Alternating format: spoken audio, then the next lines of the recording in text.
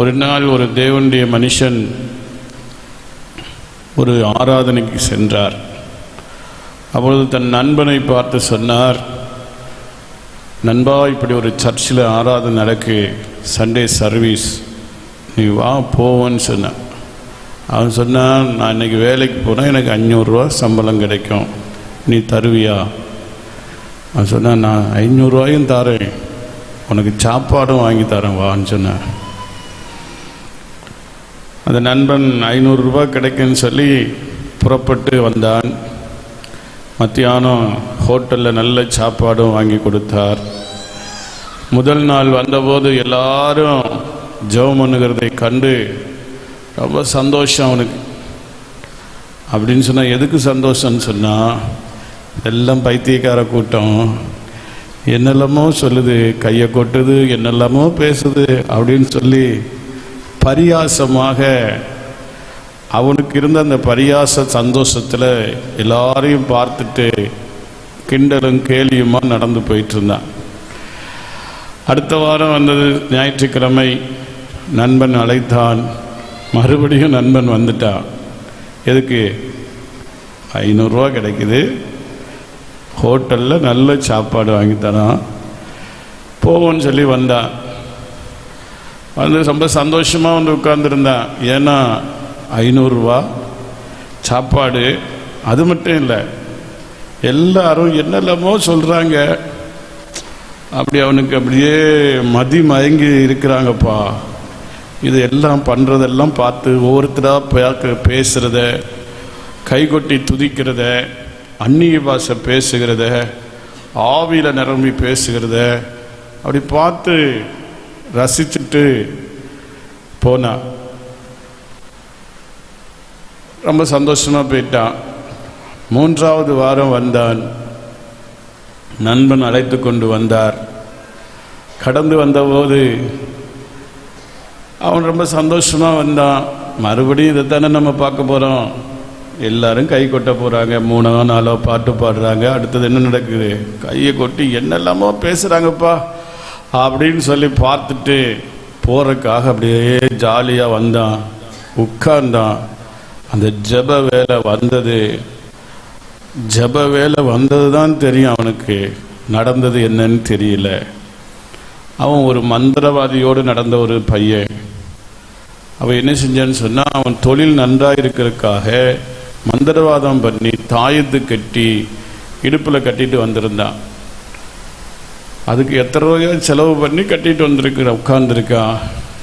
வழக்கம் போல் இவன் என்ன செஞ்சான்னு சொன்னான், ஒன்றும் நடக்காது, எல்லாரையும் பார்த்து பரியாசம் பண்ணிட்டு போகும்போது நண்பனையும் ஓட்டலாம் அப்படின்னு சொன்னால், நண்பன் என்ன செய்யுது, ரொம்ப பரியாசம் பண்ணும் அப்படின்னு சொல்லிட்டு வந்து உட்கார்ந்தான். ஜெப வேலை வந்தது. பரலோக தேவ அக்கினி அவனை தொட்டது. ஹல்லேலூயா. அந்த தாயத்து கட்டி வச்சிருந்தானே, மந்திர தாயத்து, அது அவன் இடுப்பிலேயே எரிஞ்சு போயிட்டு சுட்டுட்டு அவன் பட்ட கஷ்டத்துக்கு அளவில்லை. மாத்திரம் இல்லை, தேவ ஆவியானவர் வேற அவனை நிரப்பிட்டார். அவன் என்னத்துக்கு வந்து உட்கார்ந்துருந்தான்? எல்லாரையும் பார்த்து கொஞ்சம் வேடிக்கை பார்த்துட்டு பரியாசம் பண்ணிட்டு, நண்பனை கொஞ்சம் கூட கிண்டல் அடிப்போம், கேலி பண்ணுவோம் அப்படின்னு தான் வந்து உட்கார்ந்தான்.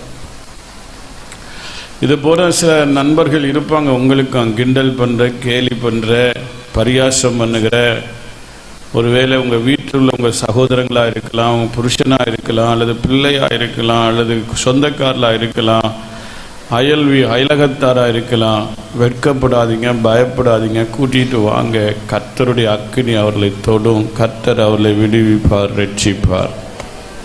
ஆமென். ஹல்லேலூயா. ஆகையினால நீங்கள் தயங்க வேண்டாம், கலங்க வேண்டாம். அவன் இப்படி சொல்லுவானே, இவனோ குடிச்சிட்டு நடக்கிறானே, இவனை கொண்டு போனால் என்ன நடக்கும்? பயப்படாது, குடிச்சிட்டு வரட்டும், போதையோடு வந்து உட்காரட்டும், கர்த்தர் பார்த்து கொள்வார். அல்லேலூயா. அது மயக்கத்தில், பாதி மயக்கத்தில் வந்து நல்லா கை கொட்டுவாங்க. கொட்டட்டும். அவங்கள பரியாசம் பண்ணி துரத்திடாதீங்க. அவங்களுக்குள்ள ஒரு என்ன இருக்கு? ஜீவன், ஆத்துமா இருக்கு. அந்த ஆத்துமா நரகத்துக்கு போயிடக்கூடாது. எங்க போகக்கூடாது? நரகத்துக்கு போகக்கூடாது. நமக்கு அறிமுகமான நம்முடைய ஜனங்கள் நரகத்துக்கு போனா கர்த்தர் நம்மிடத்துல கணக்கு கேட்பார். உன்னை நான் ரட்சித்தனே, உன்னை நான் என் பிள்ளையா மாற்றினேனே, உனக்காக நான் சிலுவையில் மரித்தேனே, உன் பாவங்களை நான் சுமந்தேனே, உன் ஜனத்தின் பாவத்தையும் நான் சுமந்தேனே, நீ என்ன செய்தாய் என்று கேட்பார். கர்த்தர் வந்து கணக்கு கேட்கும்போது திருட்டு மொழி முழிக்கப்படாது. என்ன மொழி முழிக்கப்படாது? இந்த கள்ள மொழி ஒன்றும் முழிக்கப்படாது. நல்ல தைரியத்தோடு கொடுத்த நாட்களை உபயோகப்படுத்த வேண்டும். அல்லேலூயா. உபயோகப்படுத்துவீங்களா? ஆமாம். நல்ல பிள்ளைகள் உங்கள் ஃப்ரெண்ட்ஸ் எல்லாம் கூட்டிகிட்டு வரணும்னா உங்கள் குடும்பத்தார், ஃப்ரெண்ட்ஸு எல்லாரையும் கொண்டு வந்து எப்படியாகிலும் தேவ சமூகத்தில் அவங்க வந்து அமரட்டும். அமர வைக்கிறது மட்டும்தான் உங்கள் வேலை. மற்ற வேலையெல்லாம் என்ன செய்வார்? ஆண்டவர் பார்த்து கொள்வார். கர்த்தருடைய ஆவியானவர் பார்த்து கொள்வார். உங்கள் ஜபமும் வேணும், உங்கள் முயற்சியும் வேணும். நம்ம முயற்சிப்போம், கர்த்தர் கிரியை செய்வார். பேதுரு ஒரு முறை இயேசுநாதர்கிட்ட சொன்னார், இயேசுவே நீரே ஆனால் நானும் என்ன செய்யணும்? இறங்கி வரட்டுமா? வந்துடுன்னு சொன்னார். பேதுரு என்ன சொன்னார்? வரமாட்டேன் ஆண்டவரே, பயமா இருக்கு, நீர் நடக்கிறீர், நான் மூழ்கி போவேன் அப்படின்னு ஒன்றும் சொல்லலை. அவர் பாட்டும் எழும்பினார், குதிச்சிட்டார், நடந்துட்டார். கொஞ்ச தூரம் போன ஒரு பாடு தான் அவருக்கு தெரியுது கடல்ல நடக்கிறோன்னு தெரிஞ்சுதா என்னன்னு தெரியல. அப்படி பார்த்தாரு, அப்படியே அமிழ்ந்து போனார். ஆண்டவரே ரட்சியம் சொன்னார். ஆண்டவர் என்ன செஞ்சார்? வேகமா வந்து கரத்தை பிடித்து தூக்கி படகுகளை ஏற்றி விட்டார். ஆண்டவருடைய பிள்ளைகளாகிய நம்முடைய வாழ்க்கையில நம்ம கிரியை செய்வோம், கர்த்தர் பெரியவைகளை செய்வார். ஹல்லேலூயா, ஹல்லேலூயா. அழைக்கப்பட்டவங்க போக்கு சொல்லுவாங்க, ஆனா ஆண்டவர் சொன்னார், தெருக்களிலும் வேலி அருகிலும் இருக்கிற நல்லாரையும் பொல்லாரையும் என்ன செய்யுங்க? கூட்டிட்டு வந்து இந்த வீடு நிரப்பணும். பந்தி விசாரணை சாலையெல்லாம் நிரம்பணும் அப்படின்னு சொன்னார். அப்படியே அவங்க அழைச்சிட்டு வந்து நிரப்பிட்டாங்க. இடம் இன்னும் இருந்தது. ஆக நம்முடைய சர்ச்சஸ்ல இடம் இன்னும் நிறைய இருக்கு. நிரம்பினா புதிய ஊழியம் தொடங்கலாம், கவலைப்பட வேண்டாம். அதுக்காக ஐயோ நான் இருக்கிற இடத்து, சிலருக்கு அதுதான் பிரச்சனை போல இருக்கு. நான் இருக்கிற இடத்த அவன் வந்து பிடிச்சிட்டா நான் என்ன செய்ய? நீ போய் சேரணும். எங்க போகணும்? அடுத்த இடத்துல போய் ஊழியம் செய்யணும், ஊழியத்தை தொடங்கணும், ஆத்துமாக்களை ஆதாயம் பண்ணணும், அதுக்கு போய் சேரணும். சும்மா இருக்கிற இடத்த பிடிச்சு வச்சுக்கிட்டு இடத்தையும் சூடாக்கி, பாயும் பிச்சு, மனுஷனையும் சூடாக்கி, பக்கத்தில் இருக்கிறவங்களையும் சூடாக்கிட்டு அப்படி ஜாலியா ஹாயா போனா எரி நரகத்துக்கு போயிருவீங்க. நரகத்துக்கு போகக்கூடாது. நரகத்துக்கு போகிற வழியை விட்டுட்டு ஜீவன் வழியை நடத்த வேண்டும். அல்லேலூயா. ஆண்டவர் 2 விதமான வழியை வைத்திருக்கிறார். ஒன்று ஜீவ வழி, இன்னொன்று மரண வழி. பரலோக பாதை, நரக பாதை. நரக பாதை எப்படி இருக்கான்? விசாலமா இருக்கு. கேட்டுக்கு போகிற பாதை வழி விசாலமா இருக்கு. அதன் வழியா போகிறவங்க எவ்வளவு பேர் போறாங்க? அநேகர். பழைய பெரிய பெரிய ஆட்கள் எல்லாம் போறாங்க. நீங்களும் அந்த அநேகர் போகிற பாதையில நானும் போனா போதுன்னு சொல்லிட்டு வண்டி போச்சுதுன்னு சொன்னா கண்டிப்பா ஆபத்துல முடிஞ்சிடும். ஆகையினால ஆபத்துல நம்ம வண்டி முடியக்கூடாது, ஜீவன்ல முடியணும். எதுல போகணும்? ஜீவனுக்கு போகிற வழி எப்படி இருக்குதா? கொஞ்சம் நெருக்கம், கொஞ்சம் இடுக்கம், அப்படிதான் இருக்கு. ஆனா அதுதான் எங்க போகுது? ஜீவ வழி. ஜீவ வழியில் பிரவேசிக்கணும், ஜீவனில் பிரவேசிக்கணும். இயேசு சொல்லும்போது சொன்னார், 2 கண்ணுடையவனாக அவியாத அக்னியிலே பங்கடைவதை பார்க்கலாம், ஒற்றை கண்ணனாக ஜீவனில் பிரவேசிப்பது உனக்கு நலமாயிருக்கும்.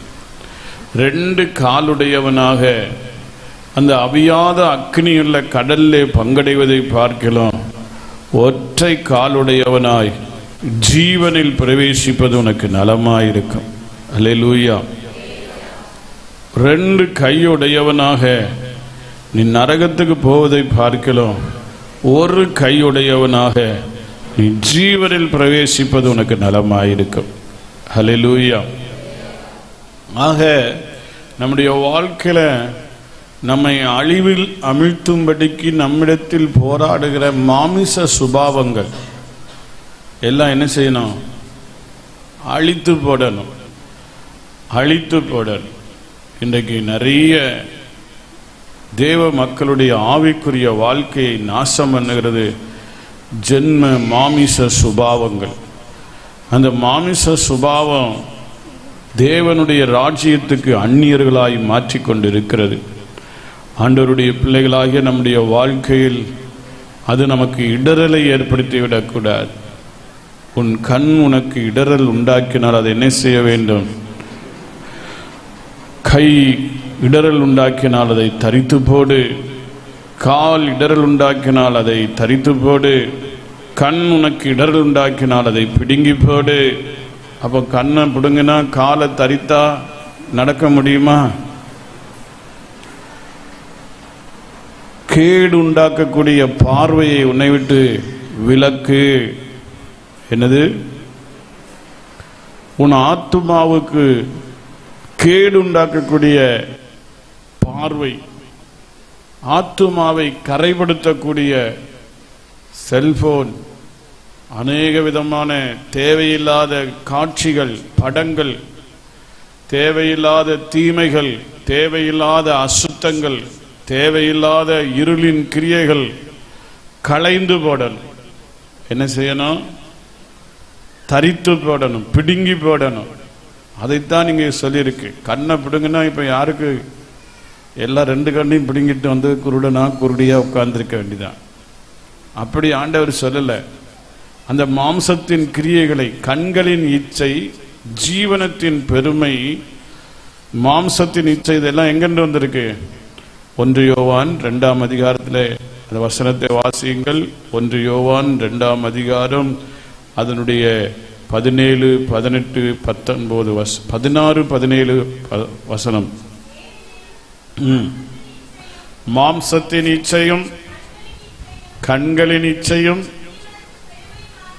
ஜீவனத்தின் பெருமையும் ஆகிய உலகத்தில் உள்ளவைகள் எல்லாம் பிதாவினால் உண்டானவைகள் அல்ல, உலகத்தினால் உண்டானவைகள். உலகமும் அதன் இச்சையும் ஒளிந்து போம், தேவனுடைய சித்தத்தின்படி செய்கிறவனோ என்றென்றைக்கும் நிலைத்திருப்பான். ஹல்லேலூயா. தேவனுடைய சித்தத்தின்படி செய்யணும். கண்களின் இச்சை, மாம்சத்தின் இச்சை, ஜீவனத்தின் பெருமை உலகத்தில் உண்டானது. இன்றைக்கு கண்களின் இச்சை, மாம்சத்தின் இச்சை, ஜீவனத்தின் பெருமை, இதுதான் விசுவாசிகளையும் ஜனத்தையும் ஆட்கொண்டிருக்கிறது. தேவனுடைய பிள்ளைகள் இவைகளை எல்லாம் என்ன செய்யணும்? களைந்து போடணும், விட்டு விலகணும், இவைகளை பிடுங்கி எரியணும்.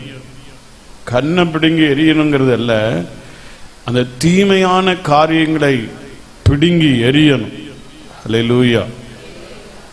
அதை எரியாம கண்ணை பிடுங்கியும் பிரயோஜனம் கிடையாது. கண்ணை பிடுங்கினாலும் கண் இல்லாமல் இருந்தாலும் என்ன இருக்கு?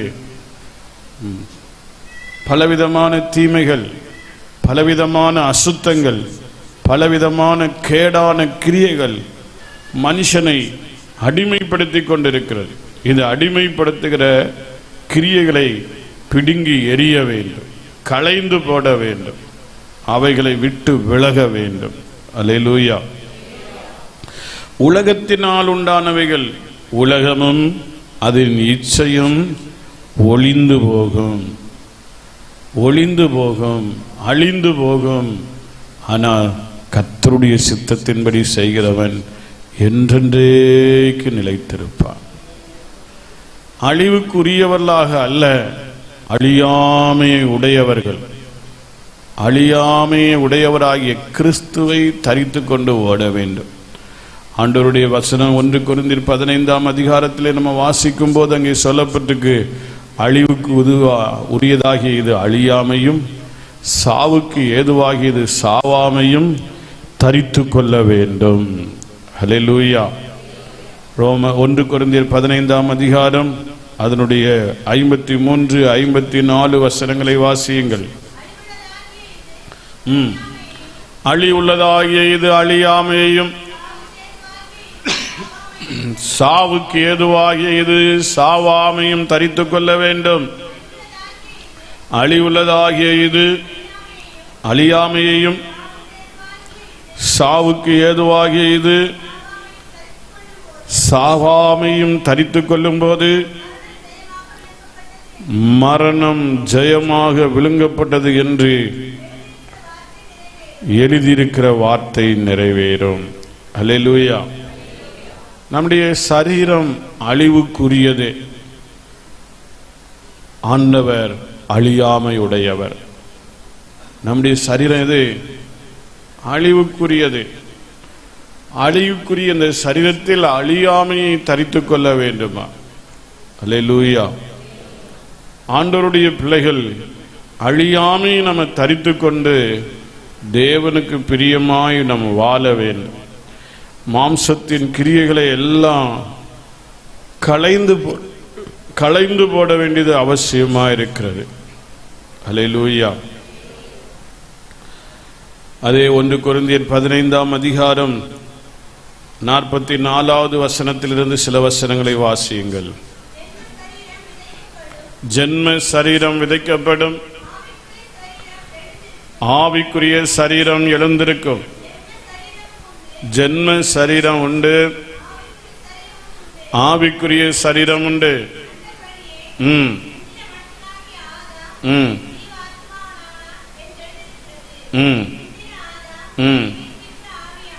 பிந்தின ஆதாம் உயிர்ப்பிக்கிற ஆவியானார். ஆகிலும் ஆவிக்குரிய சரீரம் முந்தினதல்ல, ஜென்ம சரீரமே முந்தினது, ஆவிக்குரிய சரீரம் பிந்தினது. முந்தின மனுஷன் பூமியிலிருந்து உண்டான மண்ணானவன், இரண்டாம் மனுஷன் வானத்தில் இருந்து வந்த கர்த்தர். மண்ணானவன் எப்படிப்பட்டவனோ மண்ணானவர்களும் அப்படிப்பட்டவர்களே. வானத்துக்குரியவர் எப்படிப்பட்டவரோ வானத்துக்குரியவர்களும் அப்படிப்பட்டவர்களே. மண்ணானவன் முந்தினவன், பிந்தினவர் உயிர்ப்பிக்கிற ஆவியானவர். ஹல்லேலூயா. அந்த தேவனுடைய ஆவியினாலே சரீரத்தின் செய்கைகளை அழித்து போட்டால் பிழைப்பீர்கள். ஹல்லேலூயா. எப்படி அழிக்கணும்? ஆவியினாலே. நம்முடைய மாம்சத்தினாலே நம்ம இன்னும் செய்ய முடியாது. ஆவியினாலே, ஆவியினால் நடத்தப்படணும். அல்லேலூயா. ரோமர் 8ஆம் அதிகாரம் 13வது வசனம். மாம்சத்தின்படி பிழைத்தால் என்ன செய்யும்? சாவீர்கள். ஆவியினாலே சரீரத்தின் செயலை அழித்தால், அப்ப எப்படி அழிக்கணும்? எப்படி கண்ணை பிடுங்கணும்?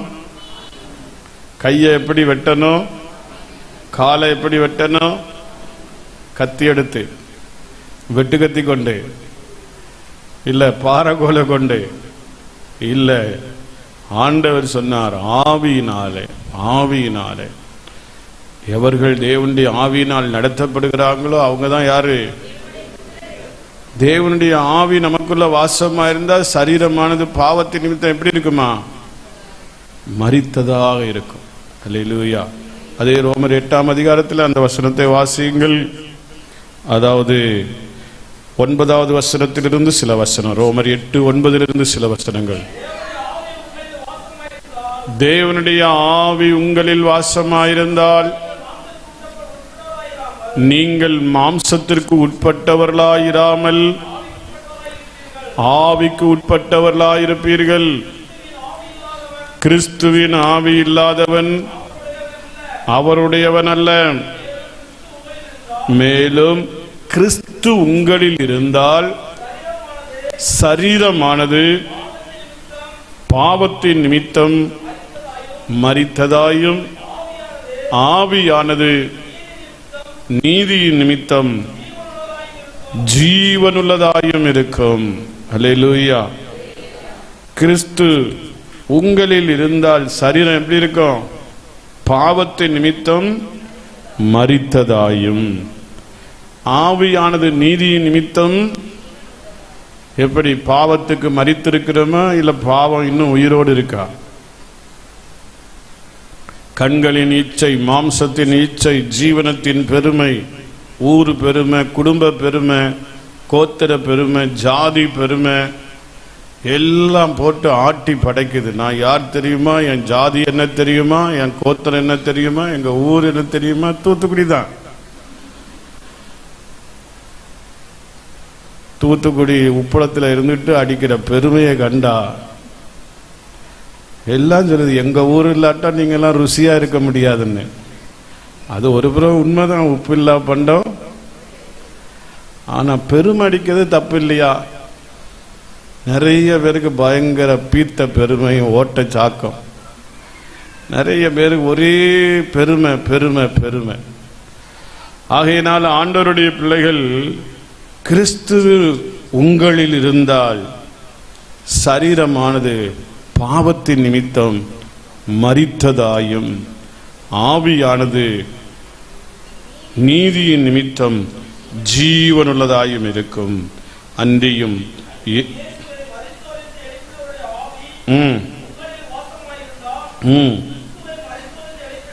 கிறிஸ்துவை மரித்தோரிலிருந்து எழுப்பினவர்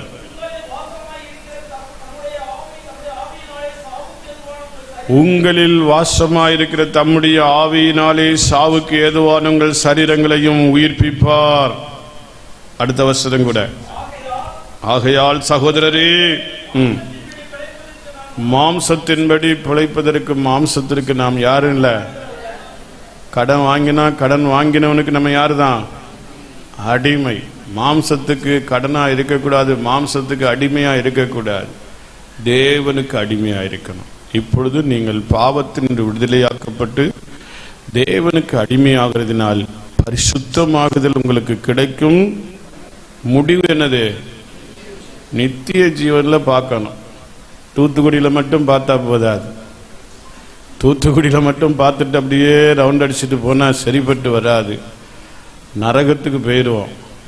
அது அங்க நரகத்தில் இருந்துட்டு ஆபிரகாமுடைய மடியை ஒருத்தன் பார்த்தார். யாரு?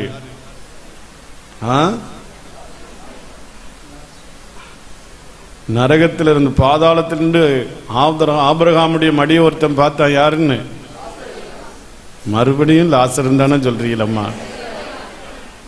ஐஸ்வர்யவான் பாதாளத்தில் இருந்தான். தூரத்தில் கண்ணெடுத்து பார்த்தான். அங்க ஆபிரகாமையும் அவனுடைய மடியிலே லாசருவும் தேற்றப்படுவதை கண்டபோது அவனுக்கு இருந்த வேதனைக்கு அளவில்லை. அந்த வேதனை நமக்கு வந்துவிடக்கூடாது. நாம் இளைப்பாறுதலில் பிரவேசிக்கணும். அநேகரை அந்த இளைப்பாறுதலுக்கு நேராய் நடத்தணும். கர்த்தர் உங்களை ஆசீர்வதிப்பார். அல்லேலூயா.